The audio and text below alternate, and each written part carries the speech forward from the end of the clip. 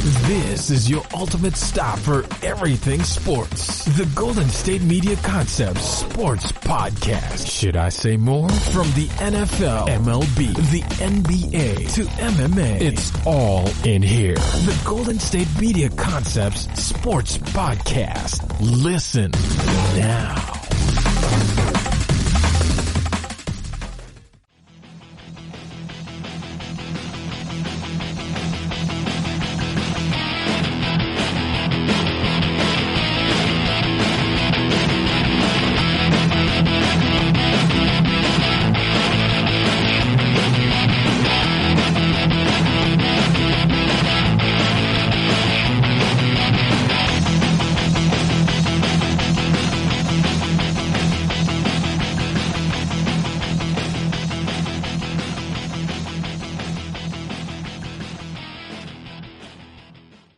Hello, and welcome back to the GSMC Sports Podcast, brought to you by the GSMC Podcast Network. My name is Alex Masfra. I am your host for today's show. Thank you so much for tuning in to today's episode and tuning in to all of the episodes of this show. Before I start talking anything sports, I want to remind you all to subscribe to the podcast so you never miss an episode, so you always get those alerts on your phone, on your tablet, whatever device you might be listening on. And again, you get those notifications and those alerts so you always know when we are dropping an episode here at the GSMC Sports Podcast. So again, if you could subscribe to the show, that would be incredible, beneficial to you as well. Also, make sure to leave us a 5-star review in the comments. We would really appreciate that as well on whatever podcasting app or website you are listening to this on. And finally, make sure to follow us on all social media platforms. That's Twitter, Facebook, and Instagram. We would love to interact with you guys more on there, talk about the show, talk about what's going on in the sports world. It would be a lot of fun. So again, make sure you follow us on Twitter, Facebook, and Instagram. We would love to interact with you guys on social media. Again, that's Twitter, Facebook, and Instagram. I hope wherever you are and however you may be listening, you and your family are happy and healthy during these times in the world, crazy world we are living in right now. We have a fantastic show for you guys today. The NBA bubble just keeps on chugging, and we keep getting entertaining games after entertaining games, and we keep getting a glimpse, and we're really learning more and more about each NBA team in the bubble. So we're going to get into all that. We're going to get into the Los Angeles Lakers in just a few moments and how they had a loss today. And while it doesn't impact them in the standings, I think we're really starting to see why the Lakers might not be a championship team. We'll get into that in a few moments. I want to talk about the Denver Nuggets as well later on in the show. Michael Porter Jr. has had a really big last 2 games. I told you guys that he is the Denver Nuggets X Factor, him and Bobo. We'll get into the Denver Nuggets. How powerful are they? Can they make some real noise in the West? I'm also going to be talking about the Miami Heat, who beat the Boston Celtics without Jimmy Butler. Without their best player, they beat the Boston Celtics. I want to talk about how they're a big threat to the Milwaukee Bucks and explain more of my reasoning on why I have the Miami Heat actually going to the conference finals against the Boston Celtics. We'll get into him and specifically Bam Adebayo, who I think might be the biggest threat to Giannis Antetokounmpo on the defensive end of the floor. I also want to talk about the Memphis Grizzlies briefly later on in the show. It's really looking like that they're actually going to be really close to fighting with this 8th seed. They are 0-4 in the bubble so far. I want to definitely talk about that in the Western Conference playoff push. And make sure you stick around all the way to the end of the episode. I haven't done this in a couple of episodes because of how good the NBA has been. There's been a lot to talk about. I was starting to do a thing with almost each and every team, at least some of the more interesting watches in the NFL, where I break down each game in their schedule and tell you where I come up with, how many wins I think they will get. I'm going to do the Arizona Cardinals today. So we're going to go game by game on the Arizona Cardinals schedule. That's going to be at the very end of the show, the last segment. So you want to stick around for that. Again, expectations for the Arizona Cardinals, game by game breakdown. That's going to be happening at the end of the schedule. I believe I've done the Patriots, Cowboys, and Buccaneers, 3 of the most interesting teams that obviously you're going to watch this year. And I think the Cardinals are right up there as well. So I want to break down their schedule at the very, very end of the episode. But we're going to start off tonight with what I just talked about.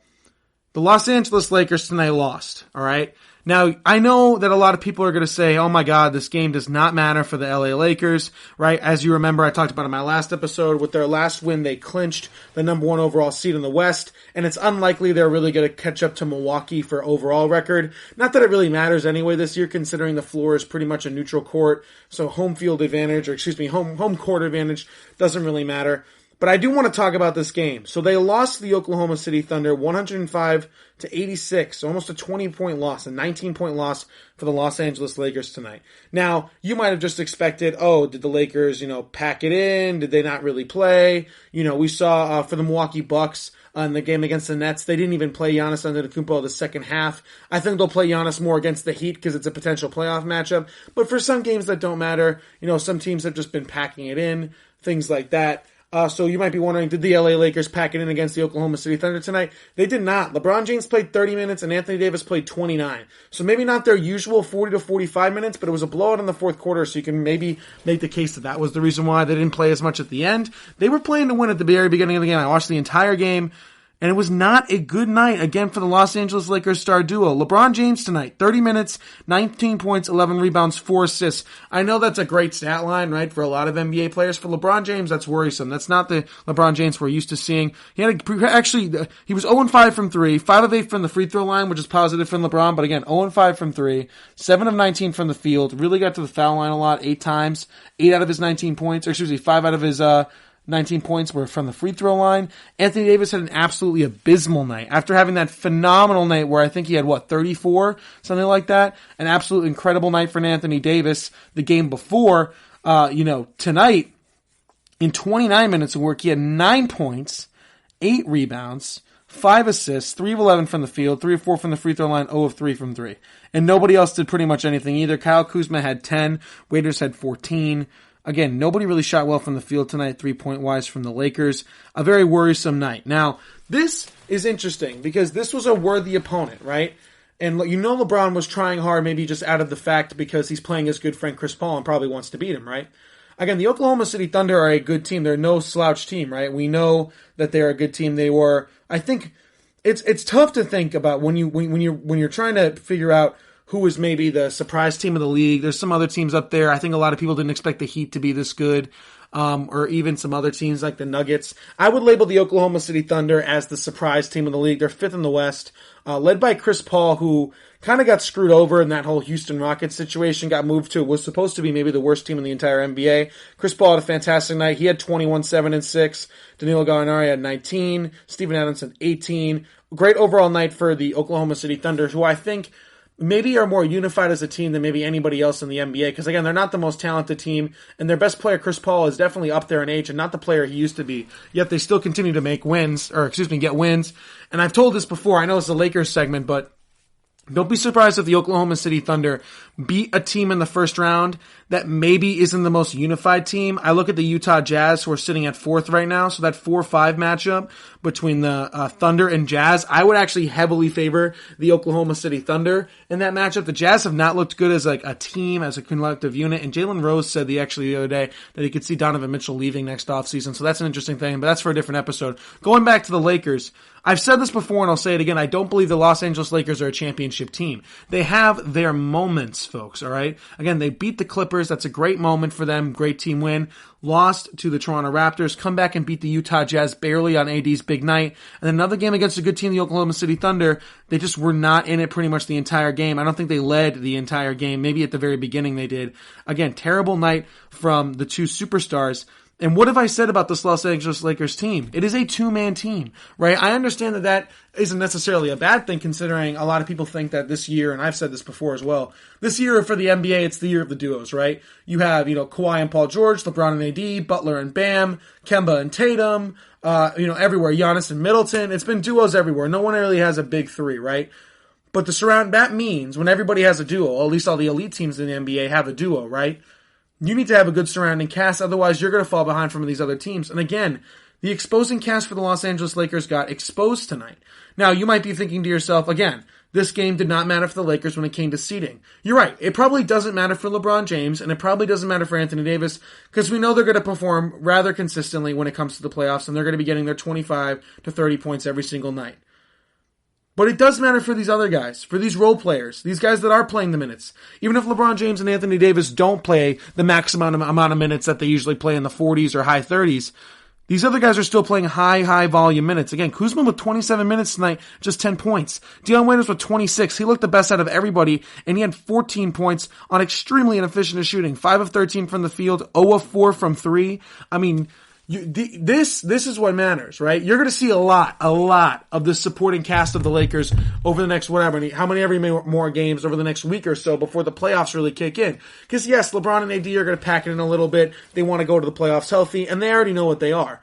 But for the supporting cast, they're still playing day in, day out. They need to get in a groove. They need to get better. They need to get hot. They need to get on a streak. They can't pack it in like LeBron and AD do. And again, I don't think they are. This matchup, this next week or so, or the remaining schedule for the Lakers is extremely important for the surrounding cast members and the guys who are going to help LeBron James and Anthony Davis. If you've noticed when you've been watching the Lakers games, and it'll probably continue throughout the next, week or so, however many games are left, right?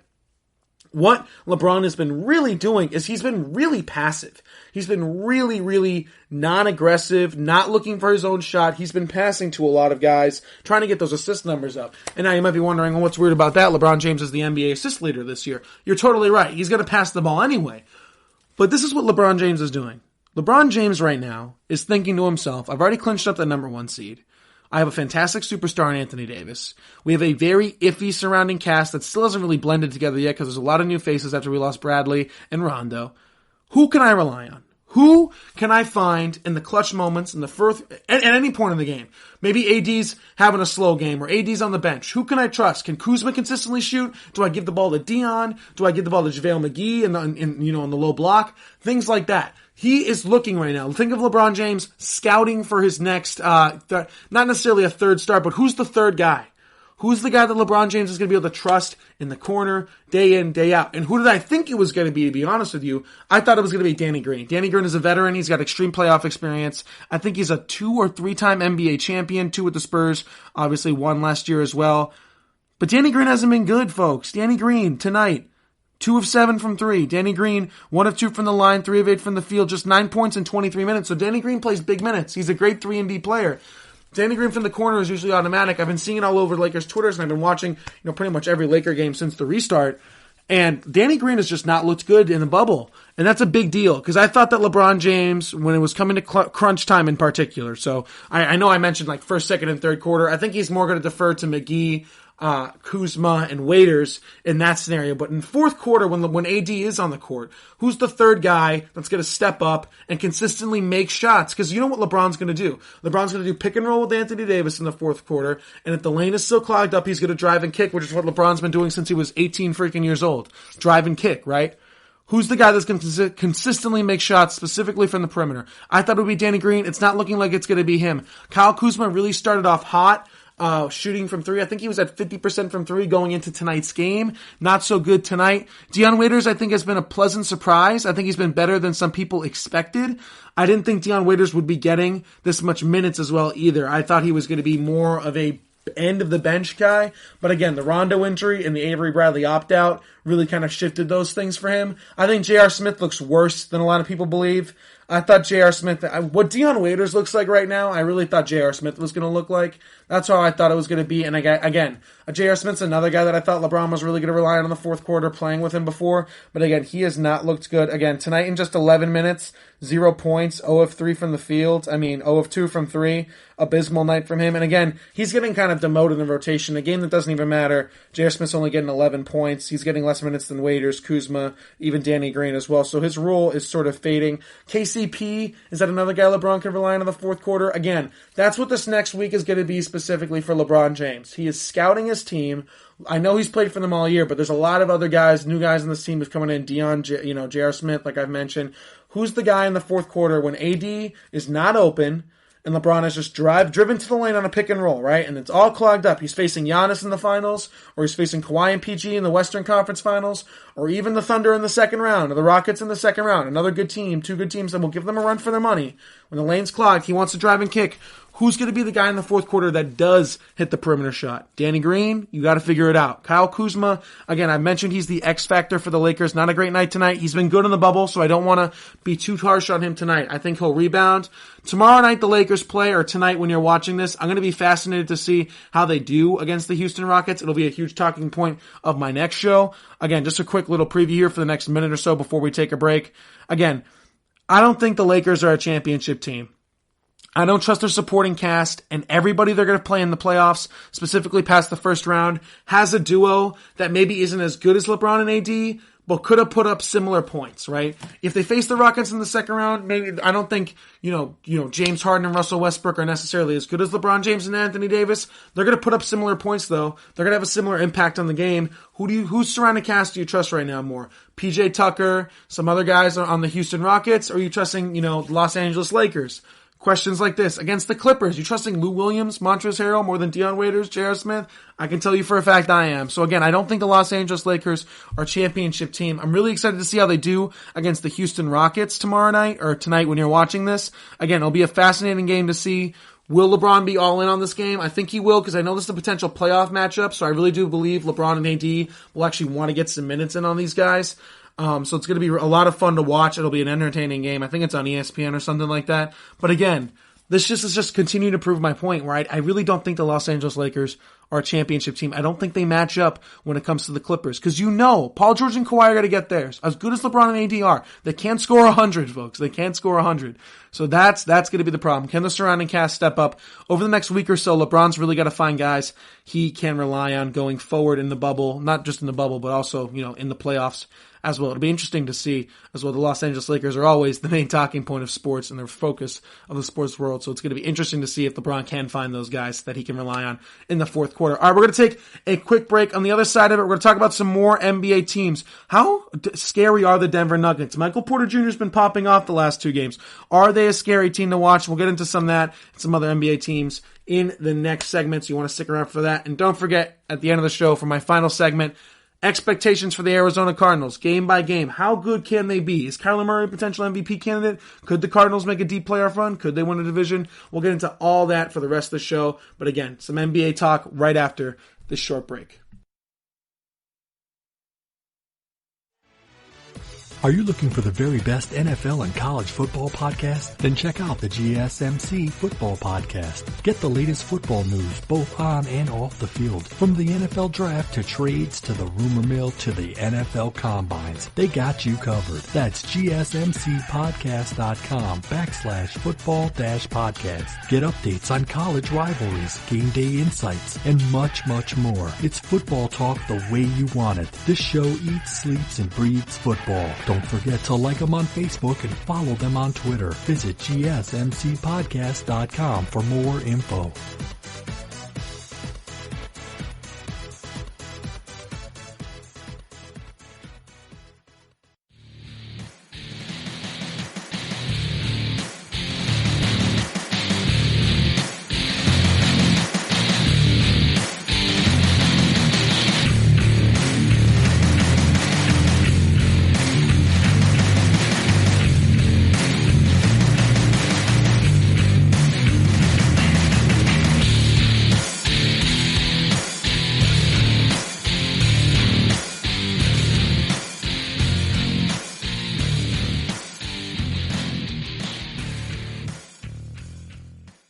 All right, and we are back here at the GSMC Sports Podcast, again brought to you by the GSMC Podcast Network. I am Alex Masfer. Thank you so much for tuning in to today's episode and listening so far. I just finished talking about the Los Angeles Lakers. Again, I don't think they're a championship team.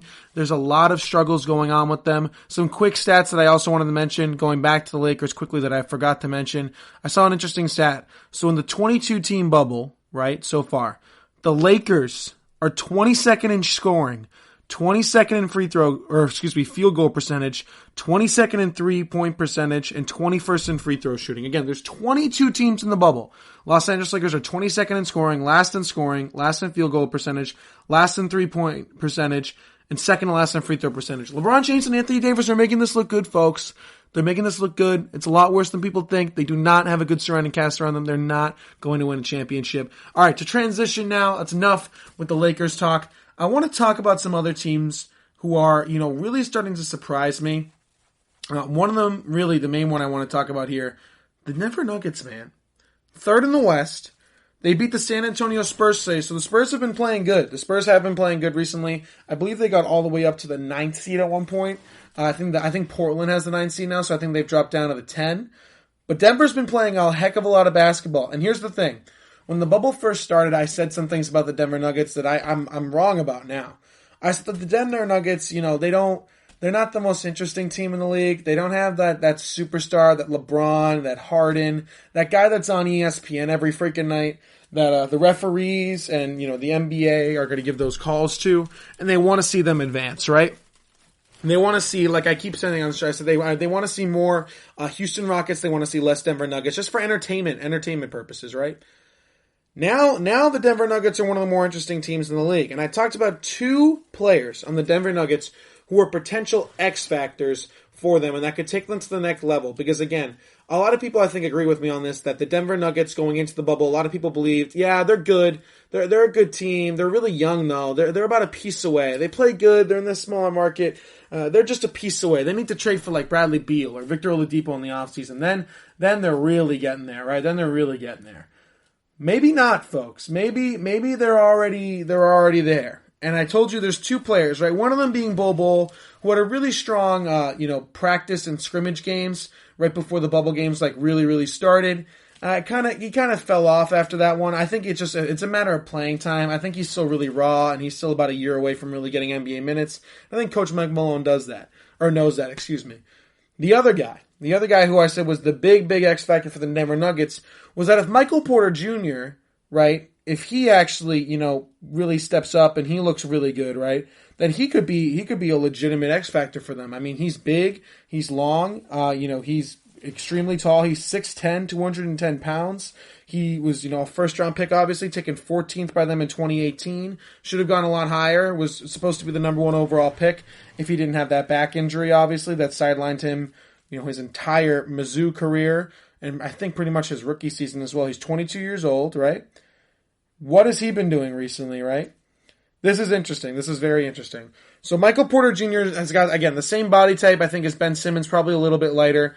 A player he reminds me a lot of, they're pretty much the similar age. I don't think they came from the same exact draft. I think he was the draft after. But, Jason Tatum. He plays a lot like Jason Tatum. Again, a really dynamic scoring wing who can, shoot from all 3 phases of the floor, attack at the rim because of his height and size. He's got a mid-range game as well, and he can shoot from 3. Michael Porter Jr. the last 2 games against the Oklahoma City Thunder. He started both of these games. 44 minutes, 37 points, 12 rebounds, 12 of 16 from the field, 9 of 9 from the free throw line, 4 of 6 from 3, a steal, and a block. Only 3 turnovers, which is important for him considering he's a ball handler for them, right? Again, just 22 years old. Already getting 37 points. 37 points. Nobody's talking about this. Nobody's talking about how good Michael Porter Jr. has looked, all right? We rave on Tatum. We rave on Jaylen Brown. We rave on Ben Simmons. These guys who are the same age. Donovan Mitchell. All of them. And those 22 to 23-year-olds. Bam Adebayo as well. All these guys look so great. Why aren't we talking about Michael Porter Jr.? Guess what he does today against the Sacramento Kings? In 36 minutes, he has 30 points, 15 rebounds, 11 of 19 from the field, 3 of 4 from the free throw line, 5 of 9 from 3, and a block again. Michael Porter Jr. doesn't look just really good. He looks better than advertised. He looks like what he's really starting to look like, what a lot of people called him, again, if you remember him coming out of high school, number 1 player in the country, went to Mizzou, I think because of a coaching connection. Or no, didn't he commit to Washington? And then there was an issue there. I think his dad was like an assistant coach, and then he got let go there. And I think he got picked up by Mizzou, so he went to Missouri, right? He was looking as, a lot of people consider him a generational talent. His big pro comparison coming out of high school that a lot of people have made was a bigger version, like a bigger and like a muscle and size version of Kevin Durant. And Kevin Durant, as I said on this show before, might be the most unguardable force in the NBA besides maybe Shaquille O'Neal and Will Chamberlain, just as an unguardable from an offensive standpoint, right?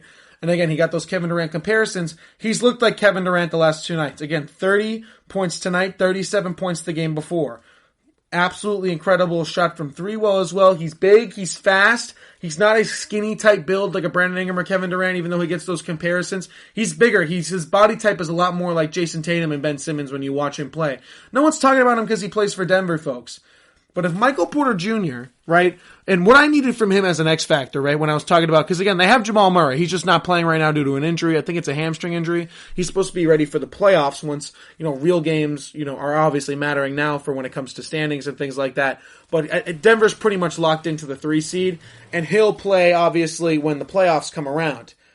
I expected Michael Porter Jr. I said similar numbers to Kyle Kuzma. I need, for the Nuggets to take the next step, all I need from Michael Porter Jr. is what, like 16, 17 points a game and be an efficient three-point shooter, and that's considered an X factor for me. Nikola Jokic and Jamal Murray can do the rest, and you can maybe get to the Western Conference Finals, right? That's what I thought for the Denver Nuggets this year. If Michael Porter Jr. is averaging, I don't want to go crazy and say that he's going to average 30 points, right? What he's doing right now. If he did, then that puts the Nuggets into title contention, right? If Michael Porter Jr. is averaging 27 to 30 points each and every night, on top of Jokic's incredible, versatility, passing, he's incredible shape, everything like that. He's been phenomenal too. And Jamal Murray coming back, that's a totally different story. Then I put the Nuggets at championship contenders. Again, I don't want to go crazy and expect Michael Porter Jr. is on a hot streak right now to continue this type of behavior and this type of play. But let's say Michael Porter Jr. averages between 20 and 23 the rest of the way. What if Michael Porter Jr. becomes the second best player in the Denver Nuggets and Jamal Adams is suddenly a third? Because what I've been saying, the problem with the Denver Nuggets is they have a grade A player. I think not a lot of people agree with me on this. I believe Nikola Jokic can be the best player on a championship team. There are a lot of players in this league who are phenomenal. They're really freaking good, but they cannot be the championship player they cannot be the best player on a championship team. Some players like that include Victor Oladipo, some other guys as well. I don't know if Kemba Walker can be the best player on a championship team. That's why Tatum has kind of like surpassed him, and I think Tatum can definitely be that. Again, some other guys who I don't think can be the best player on a championship team. I think Nikola Jokic can actually do that. I don't trust Nikola Jokic's B. I don't think Jamal Adams, we've talked about the year of the duos when it comes to like Harden, Westbrook, Bam, Butler, Embiid, Simmons, LeBron, AD, Kawhi, Paul George. Then I see Jokic, okay, you got the A player. Then I see the B player with Jamal Murray, and I'm like, he's almost like a B-list B player, right, when it comes to duos. Michael Porter Jr., on the other hand, reminds me a lot of Jason Tatum, looks a lot like Kevin Durant, but bigger. Doesn't have to give me 30 points a game, because again, he's only 22 years old.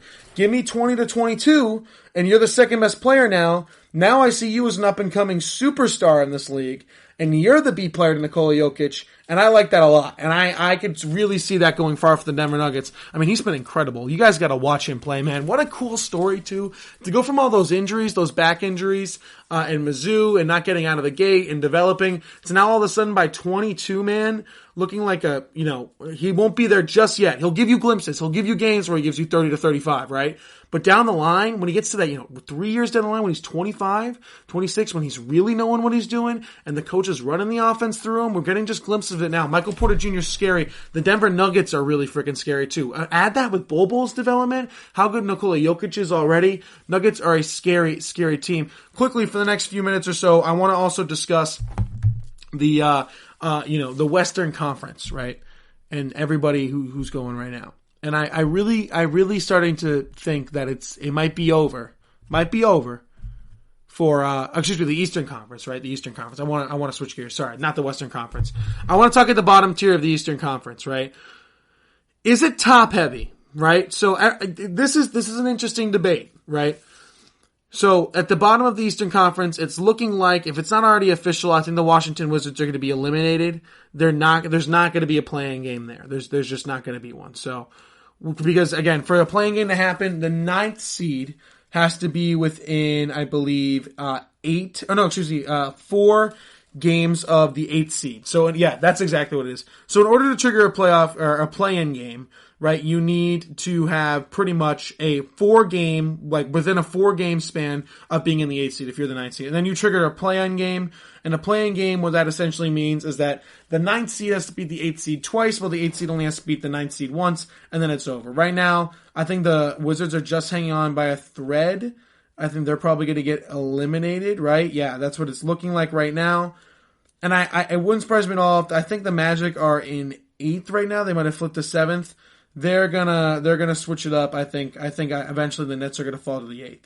I want to talk about 2 teams in the Eastern Conference who I think might win some games, but I think could be early round first knockout surprises, right?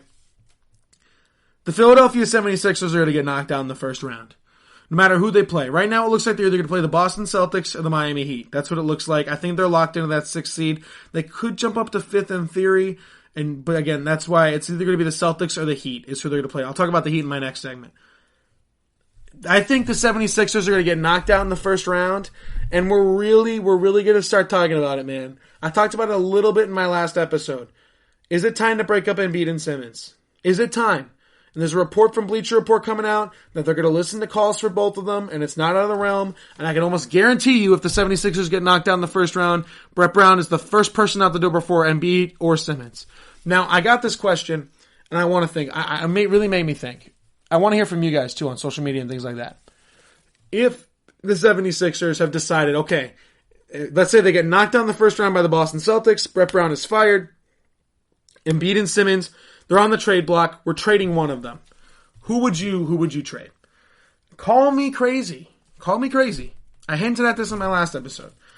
I think I would trade Joel Embiid. I think it would be Joel Embiid the guy I trade. Ben Simmons is younger. He's cheaper right now. Yes, you'll have to give him a contract, but again, the future for a long term is with him. I think injury concerns are more a concern with Embiid, but again, Ben Simmons has gotten hurt a lot this year. And here's what you need. I think it's easier to build a team around Ben Simmons than it is Joel Embiid. Now, if you build the right team around Joel Embiid and it booms, I think Joel Embiid can be the best player on a championship team. I think Ben Simmons can too. I'm not as confident. I know for a fact Joel Embiid can be the best player on a championship team. I'm not as certain with Ben Simmons just yet. But think about this. Also, not to mention, I think Joel Embiid would actually get you a lot more in return than a Ben Simmons would because there's some more questions about him. Can he shoot? What kind of system are we running? Things like that. Now, call me crazy here. I think a team that would be really, really interested in Joel Embiid's services are obviously the New York Knicks and the Chicago Bulls. Now, let's assume for a minute that the 76ers are going to trade Joel Embiid to a non-contending team because there are some contending teams that will be interested in Embiid. I don't know how many. The Miami Heat come to mind because of that Jimmy Butler connection. That would make a lot of sense from a Philadelphia standpoint to send him there. Again, hear me out, Sixer fans. You're not going to like it, right? But if you could trade Embiid to the Heat, I don't think it makes a lot of sense for the Heat, though, because that Bam and Embiid fit. But Bam is a versatile, fast, big. Maybe the Heat go on that. What if you, as the Philadelphia 76ers, could trade Joel Embiid for Tyler Hero, Kendrick Nunn, Duncan Robinson, and picks? I think I would take that. Because imagine surrounding Ben Simmons with a shooting of Hero, Robinson, and Nunn, and a shooter in the draft. That looks really good to me. Again, that's more of an unlikely scenario, so let's go back to the first one. Let's say Embiid's going to get traded to a non-contending team, a team like the Knicks. Joel Embiid and the Knicks make a ton of sense. So much sense from a personality standpoint. I think Joel would welcome the Knicks with open arms, to be honest with you, to kind of save them. It doesn't make a lot of sense from a winning standpoint, but again, it would be really interesting. And the Chicago Bulls. If you're Philadelphia, what are you going to get for Ben Simmons on the open market? What team is just pure shooters right now and just needs a guy who can drive into the paint? Not a lot of teams. Most teams have the drive into the paint guys and need more shooters, right? So it's harder to move Ben Simmons, in my opinion. What if you could trade into the New York Knicks for that pick, for some shooters? Maybe, I don't know. What about Chicago for Zach LaVine? Zach LaVine's a 45% three-point shooter. He's super athletic, super dynamic, wants to start winning, fed up in Chicago. That's an interesting thing to me. I think I would break up this team, though. I think I would. I know it's tough for Philly fans to hear because I feel like Philly fans, and I think a lot of national media people as well, think the Sixers are a lot closer than they are. They're the 6th seed in the East, man. They are underperforming. They are worse than the Indiana Pacers, who I'll get to in a second very quickly. They're worse than the Indiana Pacers. They're worse than the Heat. They're worse than the Celtics. These three teams, I think, going into the year, a lot of people expected the 76ers should be better than those three teams, and they're just flat out not. In fact, they're a lot worse than the Heat. They're a lot worse than the Celtics, and they're a lot worse than the Pacers, in my opinion, when it comes down to it. The Pacers play like a team. The Sixers don't. The team chemistry is awful on the Sixers. It'll be an interesting situation to play out. Quick note, shout out TJ Warren for absolutely balling out for the Indiana Pacers. It's looking more likely than not that Victor Oladipo is on his way out in Indiana. Again, a team that I think makes a lot of sense with the Heat, the Nets, the Nuggets as well, to try to get another piece and take that next leap from a second-round playoff team to a championship contender, right? I think he's more likely on his way out. But shout out TJ Warren for balling out. Shout out Nate McMillan for, I think, being a low-key top 5 coach in the entire NBA. We don't talk about him enough. He's absolutely phenomenal. Going to be an interesting situation to see. Again, I think the Nuggets are scary, and I would break up that Philadelphia team, man. after the season, after you get knocked out in the first round, fire Brett Brown, get Ben Simmons some shooters, get the best possible deal for Embiid you can, restart, build around Ben Simmons. It'll work out in the long run. It won't give you immediate success that maybe keeping an Embiid will, but long term, man, when Simmons turns 25 and he's like the best transition player in the NBA already, surrounding him with some of the league's best shooters, you can make some serious damage. That would give you better team chemistry as well. So again, I think it would break up this Philly team. And shout out Michael Porter Jr., man. He's looking absolutely incredible, looking like an absolute superstar in this league. All right, we're going to take a quick break. On the other side of the break, we're going to talk about two things, if not more. One, the Miami Heat, who had a fantastic big win against the Boston Celtics last night without Joel Embiid. They beat the Boston Celtics 2 nights ago without Jimmy Butler, right? That's a huge, huge win for them. We'll talk about the Miami Heat and why I think they're a really big threat to the Milwaukee Bucks and why I think they are a potential Eastern Conference team. And again, more explaining why I predicted them to beat the Bucks in the second round. We're also going to quickly talk about the Western Conference playoff push. A lot of teams are close. Who's fighting for that 8th and 9th seed? Is Memphis even going to get in the playoff game in this point, the play-in game at this point? Going to be interesting to see. We'll be talking Zion, Pelicans, Spurs, Phoenix Suns, Devin Booker. We'll talk about all of them and the Miami Heat in the next segment right after this short break.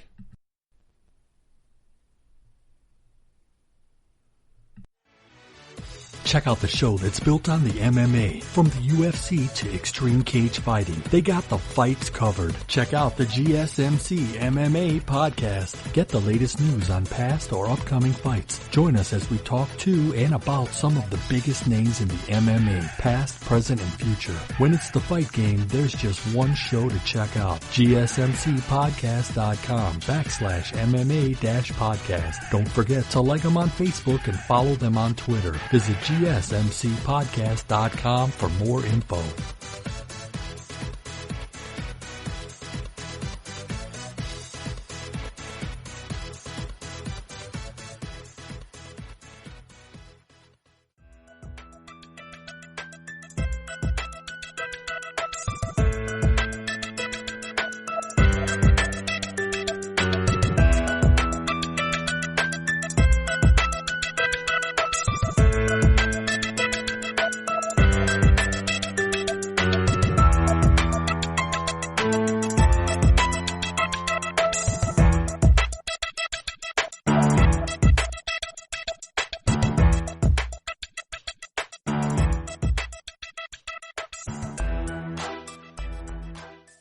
All right, and we are back here at the GSMC Sports Podcast, brought to you by the GSMC Podcast Network. Thank you so much for tuning in to today's episode. Again, I'm Alex Messler. Again, thank you so much for listening throughout the episode. I just finished talking about some other NBA teams that are getting really interesting here. Now, Michael Porter Jr. and the Nuggets, again, I talked about that, how interesting that is, and how he might end up being the second best player on the Denver Nuggets if he continues this, upward trajectory.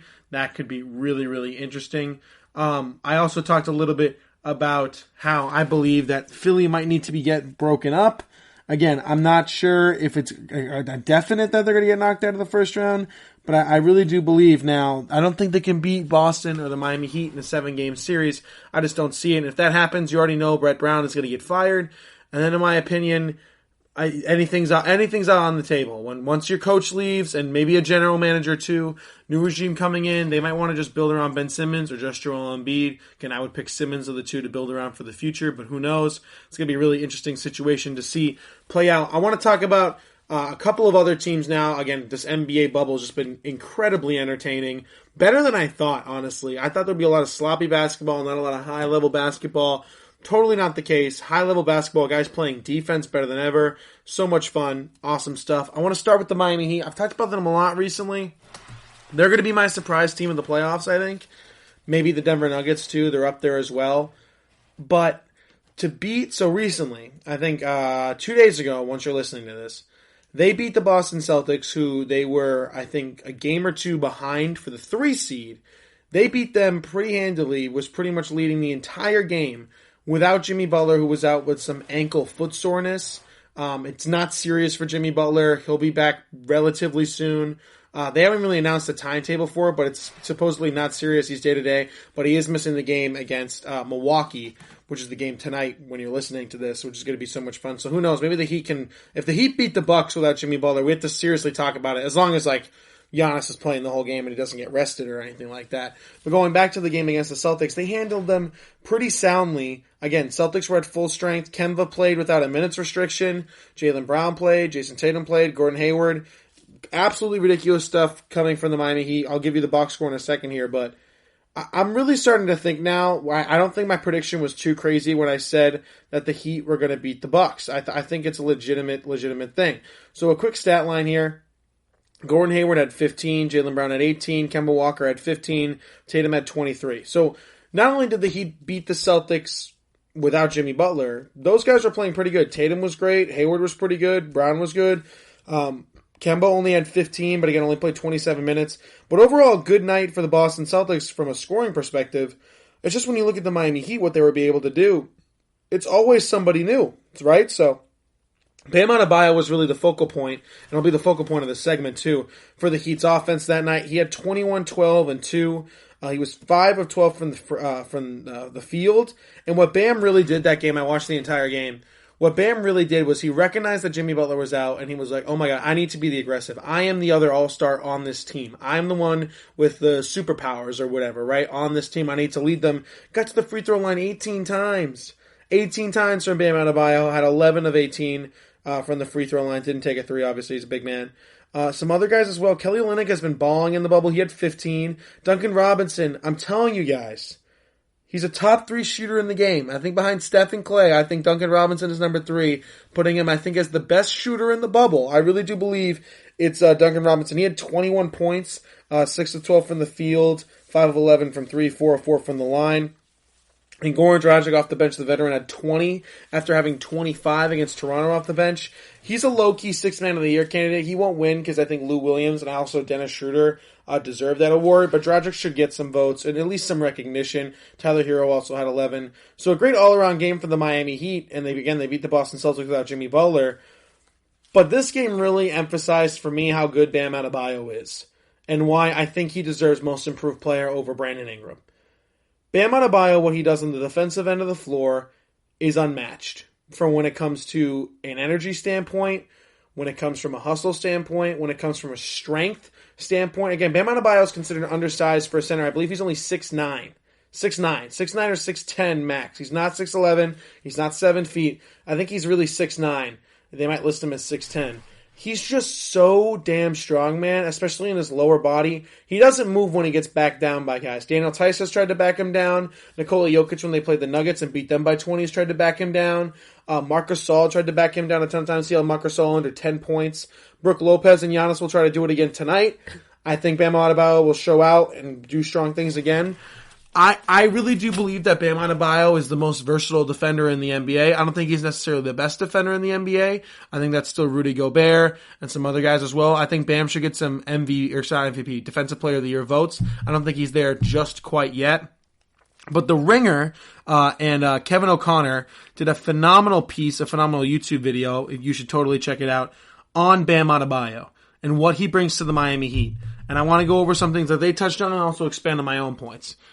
What Bam Adebayo does from an offensive standpoint is similar to what Nikola Jokic does when it's come through facilitating the offense. So the Heat and Eric Spoelstra have this basketball system that is very unselfish, very ball movement eccentric, very sharing of the ball, team over individual, which is interesting for the Miami Heat because they haven't always been like that, and they've never really played like this from a consistent level. There have been other teams that the Heat have had that have done really well, just like this team. Again, the Big Three Heat teams.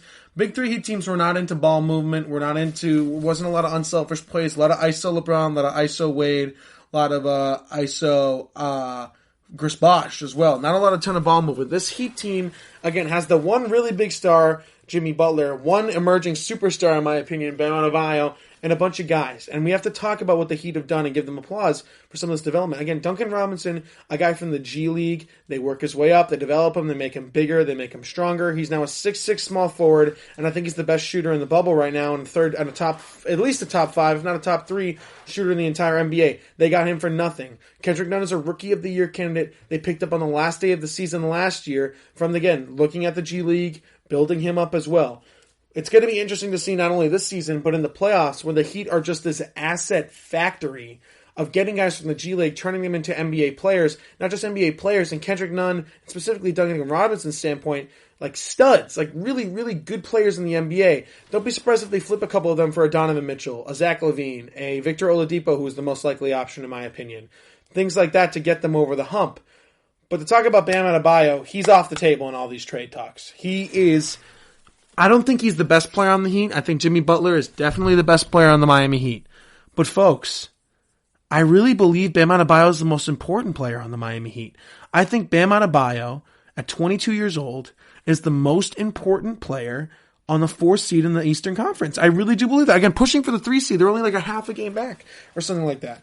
What Bam Adebayo does on the defensive end for the Miami Heat is unmatched. He switches, he guards 1 through 5, he gets steals, he gets blocks, he gets energy, he forces guys out of passes. I've never seen an NBA player close out as well as Bam Adebayo, and he averages under 3 fouls a game, which not a lot of players can do for all the defensive minutes he does. The Ringer mentioned it, I'm blanking on the stat right now, but only him and another player averages less fouls while guarding up like that, on 1 through 5, as many defensive shifts, as many contested shots. The Ringer also talked about another thing that was super interesting. When you look at Giannis Antetokounmpo, there's one player that has defended him better than anybody else, right? So the stat was really interesting. It was kind of like a bar graph on who has guarded Giannis Antetokounmpo, a minimum of 35 possessions. And what did they held Giannis Antetokounmpo under? Only one player held Giannis under 40%. 40% I think is still good from the field. Under 40%, you're starting to play poorly. There's one player that held him under that, and that was Bam Adebayo. Bam Adebayo only fouled Giannis Antetokounmpo once in 35 possessions. That was the best in the NBA, and he guarded him as well. And he was one of the only few players to hold him under 25 points the entire season. Again, 35 possessions minimum, Bam Adebayo. Bam Adebayo is built, like almost like genetically made in a lab to defend and stop guys like Giannis Antetokounmpo, Ben Simmons, LeBron James, guys who are excellent in transition, running down the floor.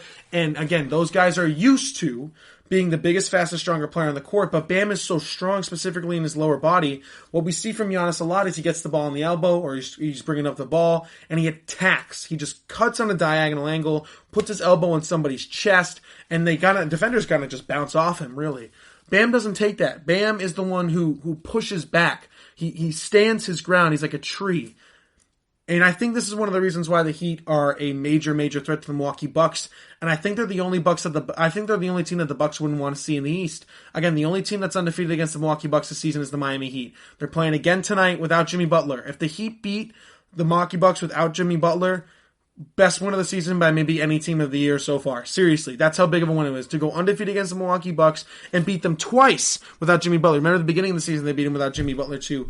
Interesting stuff. Again, Bam Adebayo is the most important player. Also, Bam Adebayo was top 3 in possessions from the elbow, which is another thing that the Ringer talked about. What Bam does is he gets the ball on the elbow, and due to the unselfish play that the Heat have, a lot of guys are running around. Shooters, Dragic, Hero, Nunn, and Robinson in particular are sprinting around in a circle almost, cutting to the basket. Iguodala, Jay Crowder as well. Everyone's cutting or moving around, trying to get the open shooter, and Bam just seems to make the right play. He just seems to make the right pass from the elbow. So that's what he brings from an offensive standpoint.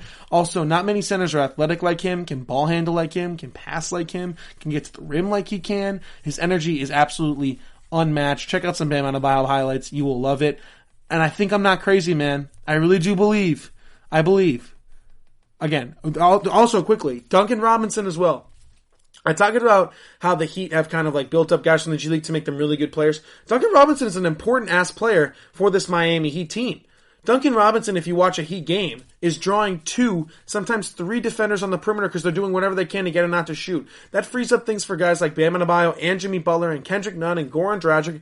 And he, as much as we like to talk about how great Jimmy Butler's been for the Heat and how I just went on a rant on how great Bam is at initiating offense and, being one of the best point of attack defenders in the entire league and being a Giannis stopper, Duncan Robinson, in his own way, even though he's not passing the ball, is creating so much opportunity and spacing on the floor that it's opening up the lanes for guys like Bam Adebayo and Jimmy Butler, because everyone's too focused on making sure Duncan Robinson, again, a top 3 shooter in the league, in my opinion, from shooting the 3 ball. So, man, amazing player development by the Heat. Amazing stuff from Bam Adebayo. One of the most underrated players in the league. I really do believe he should win Most Improved, and he's a rising superstar. Not there yet. Bam Adebayo right now is averaging 16, 10, and 5.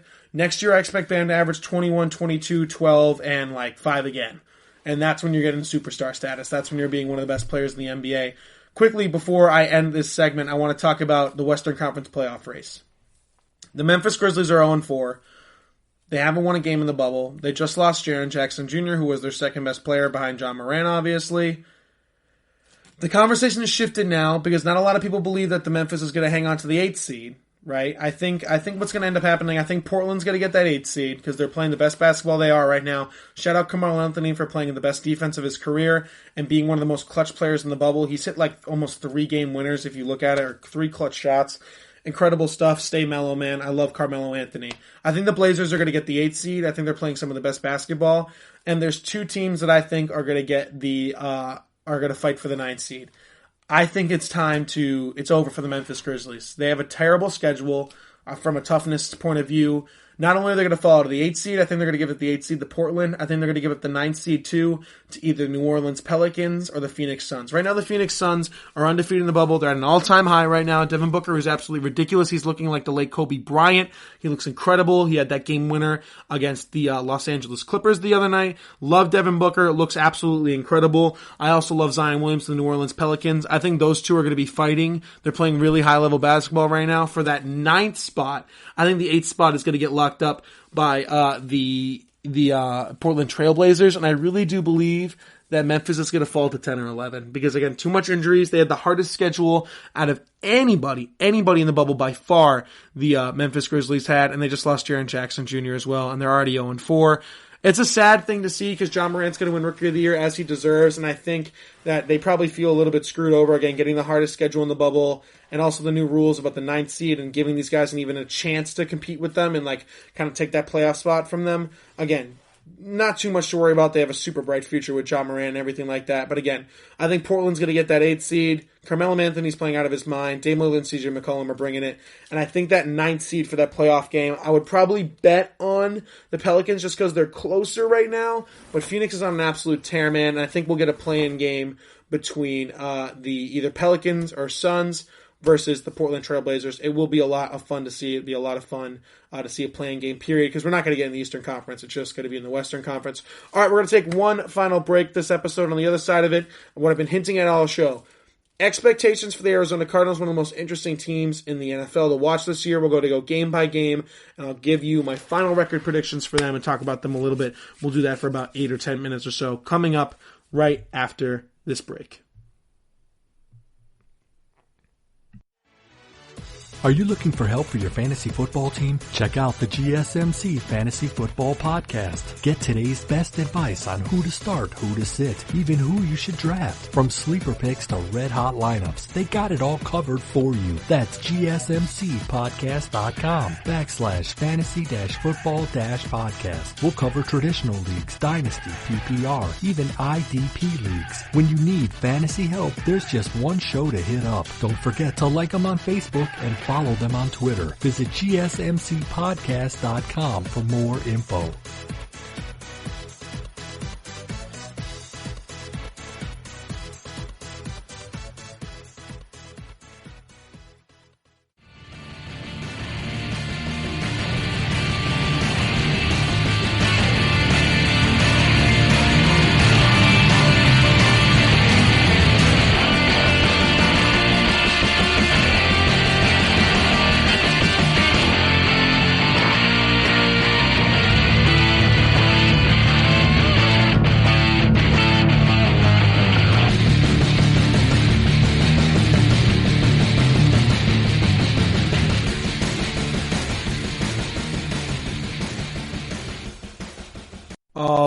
right, and we are back here at the GSMC Sports Podcast, brought to you by, again, the GSMC Podcast Network. Thank you so much for listening to today's episode so far and sticking around for the final segment of today's show. I've been talking about the NBA all show and really the past couple of shows. Again, the NBA has been so fantastic, bringing everything back. High-level basketball, again, no coronavirus testing positive. Nobody's testing positive. There hasn't been an outbreak, no stoppage, anything like that. It's been absolutely phenomenal for the NBA. Again, entertaining basketball. So much fun to have all that back. LeBron, AD, have all the big names back. So much fun. I want to transition to the NFL quickly. I want to do something I haven't done in a couple episodes, which is go game by game on some of the most interesting teams in the NFL, give you wins, losses, come up to a final record, and kind of break down the team, things like that. Today we're going to do the Arizona Cardinals. I've already done the Dallas Cowboys, the New England Patriots, and the Tampa Bay Buccaneers. We're going to do the Arizona Cardinals today. And I think in my original predictions video, again, I did that predictions video without looking through every team's schedule, just a very basic, easy, quick predictions video. I had them, or segment I should say, a while ago, weeks ago. And I think I had the Cardinals going 9-7 or 10-6. So now I've looked at their schedule, and I think I'm actually going to have them having a better record than that when it's all said and done. Their schedule is actually pretty light. There's a lot of toss-up games, and I'll get into that. I'll give into a floor, a ceiling, and then my actual prediction of what I think they can have. And we'll just get right into it. So for the next 5-6 minutes or so, we're going to be doing, the Arizona Cardinals predictions. And here we go. Week 1. Arizona Cardinals at San Francisco 49ers. Again, I love this Arizona team. I think they're pretty good. I think there could be a special offensive team. Year 2 of the Cliff Kingsbury system. Everything with Kyler Murray excites me. I think if there's going to be a guy who jumps from year 1 to year 2 MVP, Kyler Murray is the heavy favorite, and a dark horse is Drew Lock. I've mentioned that before. But Kyler Murray is really the favorite here. Again, adding DeAndre Hopkins in the offseason. Big moves from Arizona. I think the only thing holding them back really is a really tough division they play in. We'll get into that. But yeah, week 1 against the San Francisco 49ers. I like the Cardinals. I don't like them that much. I think they start off the year 0-1. San Francisco's pretty much bringing their entire Super Bowl team back, and they're also adding some veterans, potentially Ziggy Ansah as well, apparently. So who knows if that deal actually gets done. Going to be a lot of really interesting to see the San Francisco 49ers. And I do think they're going to take a step back, a little bit of Super Bowl hangover, but I think they get this week 1 matchup. Easy victory here against the Cardinals. So they start 0-1. Next up is the Washington football team and their home opener. I'm going to keep this one quick. Washington's not going to be good this year. It might be the worst team in the league. Dwayne Haskins might have a really short leash here when it comes to coming into the draft next year with Trevor Lawrence, Trey Lance, and Justin Fields all up for grabs potentially. So don't be surprised if this is Dwayne Haskins' second and last year as the starting quarterback for the Washington football team. I think the Cardinals will handle them pretty easily, putting them at 1-1. They get their first win of the season. Next up is against the Detroit Lions. I'm going to give this another win for the Arizona Cardinals. That's putting them at 2 wins so far. Again, the schedule is not too difficult. Going from the Washington football team, Detroit Lions, 2 bottom 5 teams in the NFL. Cardinals should handle this one pretty easily, putting them at a 2-1 record through the first 3 weeks. Next up is the Carolina Panthers. I think the Panthers are going to be a really good team offensively. This game is going to be a shootout. It's going to be so much fun to watch. Seriously, that's going to be one of the most underrated games of the year, in my opinion. There's going to be points. Both teams are going to get into the high 20s, 30s, maybe even 40s. Again, Matt Rule, Joe Brady for the Carolina Panthers. Teddy Bridgewater is a great distributor of the ball. They have so many weapons. Christian McCaffrey, DJ Moore, Curtis Samuel, now Robbie Anderson as well. And of course on Arizona's side, Kenyon Drake, Christian Kirk, Larry Fitzgerald, DeAndre Hopkins, Kyler Murray at the quarterback position as well. I'm going to give it to the Cardinals because I think the Panthers are really young, and I think there's not a much superstar power that the Cardinals have. I think the Cardinals also have the quarterback advantage, so I'm going to give that one to the Cardinals. It'll be a shootout. It'll be close, putting the Cardinals at 3 wins on the year. Next up is the New York Jets. I think the Jets have the chance to be the worst team in the league. I talked about it either my last episode or the episode before that. Guys are dropping out. They trade Jamal Adams. They lose C.J. Mosley. I think they have the worst coach in the league as well. Adam Gase, that is. Could be the worst team in the league. I'm going to give this one to the Arizona Cardinals, putting them at 4 wins. So they're starting 4-1, and the hype is going to be really, really, really high for them. It's going to be almost unbearable, They're going to be right up there with Seattle and San Francisco in their division. Really easy start. Next up is the Cowboys in Dallas. It's a night game. I am going to give this one to Dallas because I think they have the coaching advantage. I think it'll be a close game, but I do think Dallas's defense is more capable of stopping the Arizona Cardinals offense, and the Cardinals defense is stopping the Dallas offense. It'll be a close game. I'm going to give this one to Dallas, putting them at 4-2. Next up is the Seattle Seahawks. I think the Seahawks are going to the Super Bowl. I don't have the Cardinals winning that one. Still at 4 wins for the Cardinals so far. I think they'll lose that one to the Seahawks. Next up is the Dolphins. I think the Dolphins are about a year or two away. It's interesting, though. They could make a push for the division, depending on how good Tua is. Who knows what they're going to look like at that part of the season. So it's a really unknown. I'm going to just stick with the Cardinals here, putting them at 5 wins on the season so far. So again, after starting off 4-1, they drop 2 games, then get their 5th win. Good stuff from Arizona. Still having a great year. I think they're going to have 5 wins at that point. Then they're facing the Buffalo Bills. I think this will be a close game. I like the Bills' defense a lot, specifically if Tre'Davious White, who might opt out, stays in. He hasn't decided yet. That'll be a big one. Not necessarily that that'll swing the game, but it'll be important, I think, in this one. I'm going to give it to the Buffalo Bills in a very, very, very close game. I think the Bills' defense is phenomenal. I don't trust the Bills' offense, but against a weak defense like Arizona, I think they can get some points enough to get a victory. So I'm going to give it to the Buffalo Bills for that one. So still 5 wins. And then again, they play the Seattle Seahawks at that point. That is tough again, and this one's in Seattle. I don't see them winning that one. Then they face the Patriots. They should take care of them. I think the Patriots are going to be a far worse team than people believe, putting the Cardinals at 6 wins. Then they face the Rams. I think they will win that one as well, putting them at 7 wins.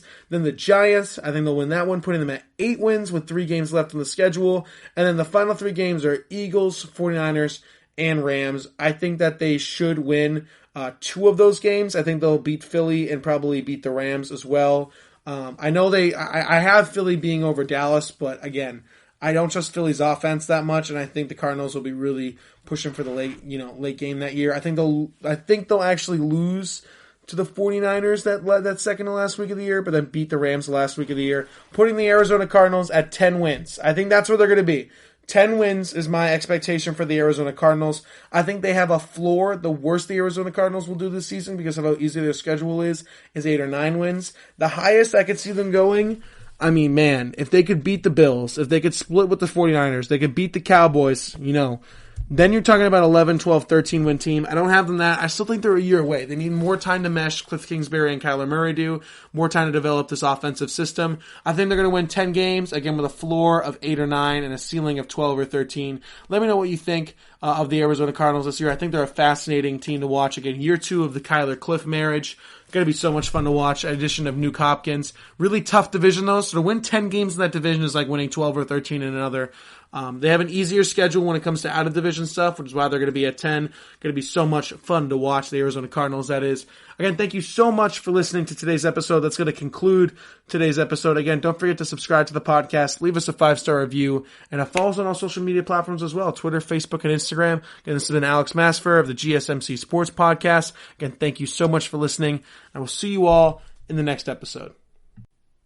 You've been listening to the Golden State Media Concepts Sports Podcast, part of the Golden State Media Concepts Podcast Network. You can find this show and others like it at www.gsmcpodcast.com. Download our podcast on iTunes, Stitcher, SoundCloud, and Google Play. Just type in GSMC to find all the shows from the Golden State Media Concepts Podcast Network, from movies to music, from sports to entertainment, and even weird news. You can also follow us on Twitter and on Facebook. Thank you, and we hope you have enjoyed today's program.